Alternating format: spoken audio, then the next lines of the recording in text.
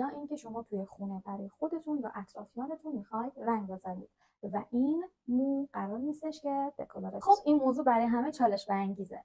شما اگر میخواید رنگی رو بذارید برای این مو، باید بدونید که اگر دکلاره نشه خروجیش میشه همون قهوه‌ای.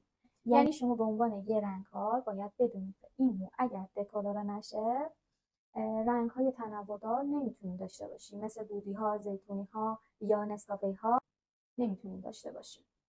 و در نهایت همه رنگ موها میشه قهوه‌ای که دو دسته قهوه‌ای داریم، یه دسته قهوه‌ای گرم و یه دسته قهوه‌ای سرد.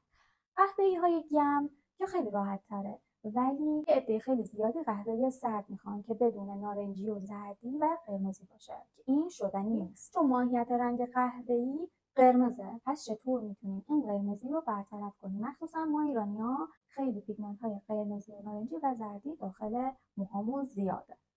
خب پس باید چیکار کنیم؟ انتخاب درست رنگ مو باعث میشه که یه قهوه سرد داشته باشیم.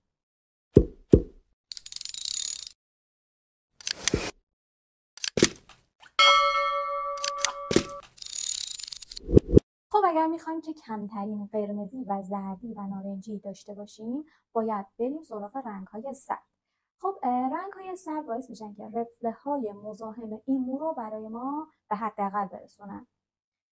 از چه رنگایی میتونیم استفاده کنیم؟ از رنگ‌های خاکستری، دودی و زیتونی. حالا چرا؟ بهتون میگم. پیگمنت اصلی رنگ خاکستری آبیه و این آبی رفله‌های مزاحم نارنجی رو به حداقل میرسونه. و همینطور رنگ دودی، پیگمنت اصلی رنگ دودی بنفشه که این بنفش باعث میشه رفله‌های مزاحم زردی رو به حداقل برسونه و همینطور رنگ زیتونی باعث میشه که رفله‌های مزاحم قرمزی رو به حداقل برسونه.